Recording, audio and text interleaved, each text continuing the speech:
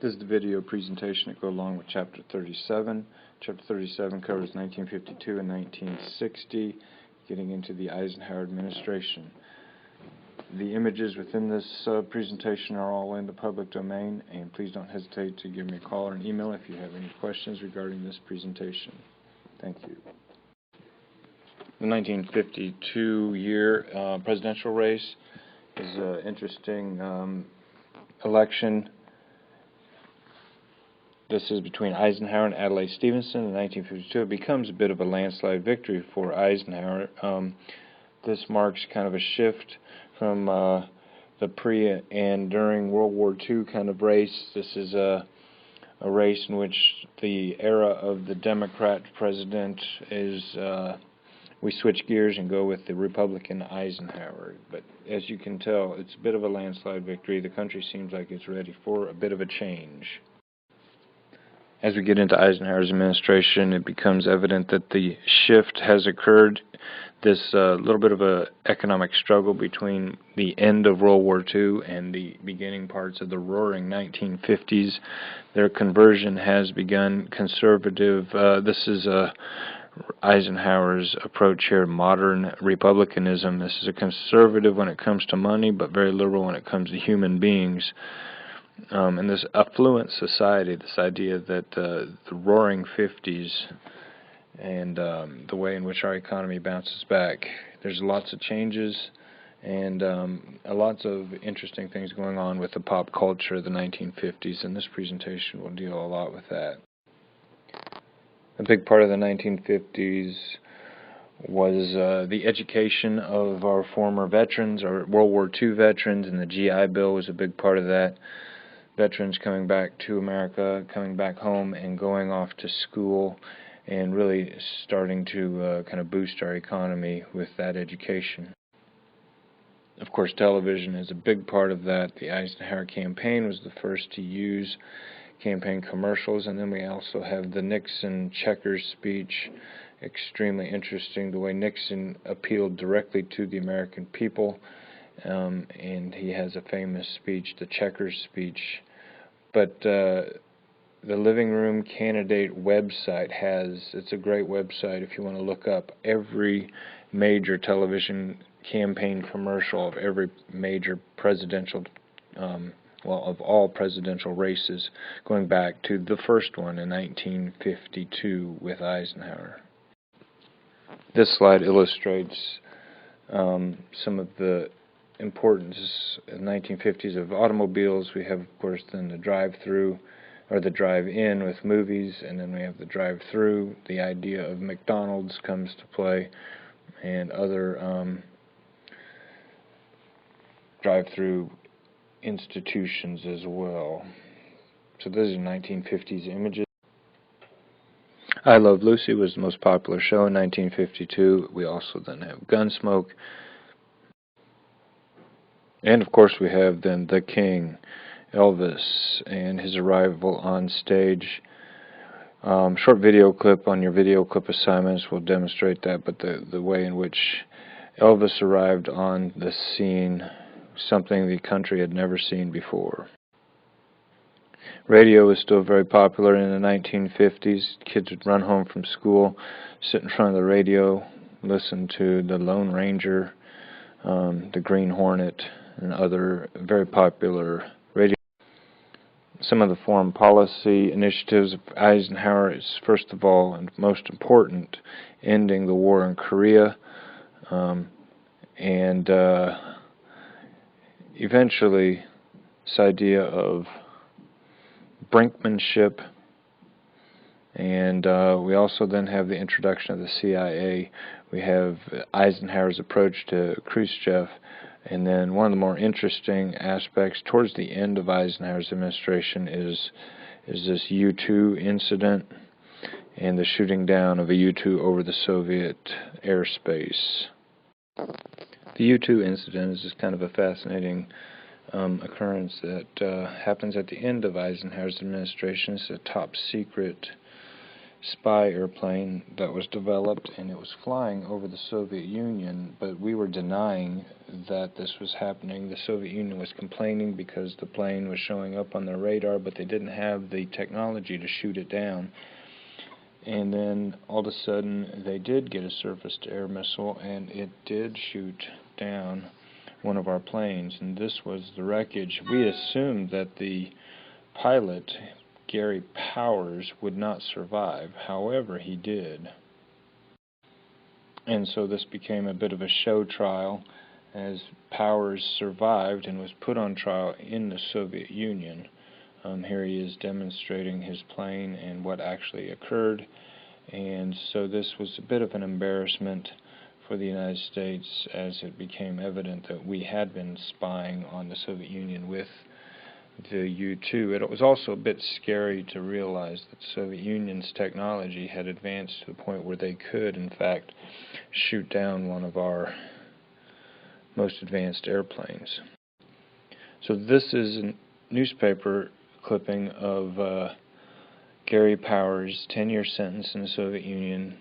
But I wanted to call your attention to this on the same page, and this is this space capsule, and the space capsule that was ejected from a satellite in space. The capsule itself was captured then by a U.S. plane as it re-entered our orbit. And so the satellite shoots out this capsule, the capsule comes back to Earth, this airplane flies and captures it in a dragnet before it lands.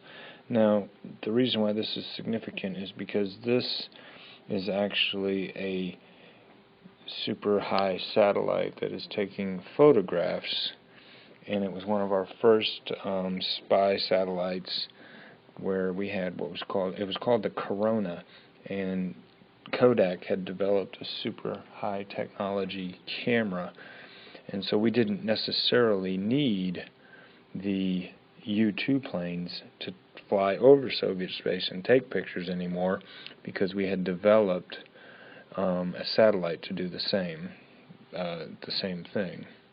But this is all top secret, and this was our intelligence had a new capacity to gather information. So as we continue some of Eisenhower's foreign policy, we have some of his leading spokespeople, John Foster Dulles and his brinkmanship, and then of course George Kennan, and his being the father of the policy of containment and not letting communism spread. And so these are important themes as we get into then the latter part of the 1950s and early part of the 1960s in the Cold War.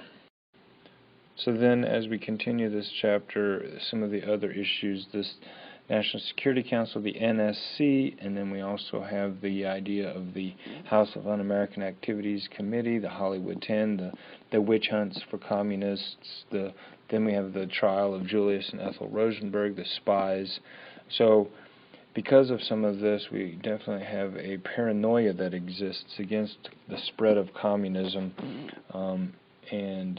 so that's a big part of the backdrop of the 1950s as well.